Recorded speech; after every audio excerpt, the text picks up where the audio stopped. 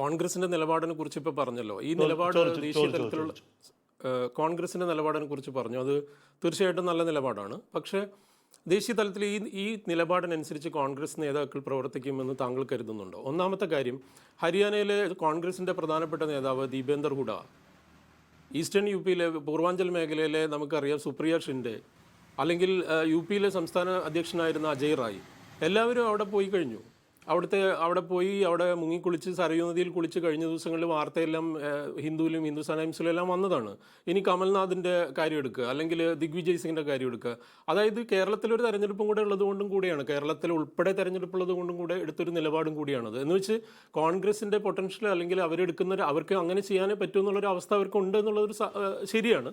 അതിനെ ഞാൻ വിമർശിക്കുന്നില്ല. കാരണം അതൊരു ഗതികെട്ട അവസ്ഥയിലാണ് കോൺഗ്രസ് ഉള്ളത്. അതല്ലെങ്കിൽ ഒരു തൃശങ്കുവിലാണ്. അവർക്ക് ഇതിനെ വിടാനും പറ്റില്ല, ഇതിനെ തുപ്പാനും വയ്യ, ഇറക്കാനും വയ്യ എന്നുള്ള പറഞ്ഞൊരു അവസ്ഥയിലാണ് നിൽക്കുന്നത്. കാരണം ഇത് വേറെ തരത്തിൽ ഒരു ആൻറ്റി പോളറൈസേഷൻ ഉണ്ടാക്കുമെന്ന് കോൺഗ്രസ് പേടിക്കുന്നുണ്ട്. കാരണം അമേഠി വരെ കൈവിട്ട അവസ്ഥയിൽ നിൽക്കുന്ന ഒരു പാർട്ടിയാണ്.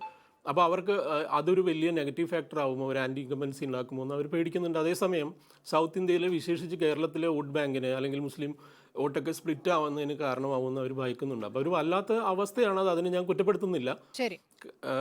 പക്ഷേ അവർക്കത് പാലിക്കാൻ കഴിയുമെന്ന് എനിക്ക് തോന്നുന്നില്ല, ദേശീയ തലത്തിലുള്ള നേതാക്കൾക്ക് ആ നിലപാട്.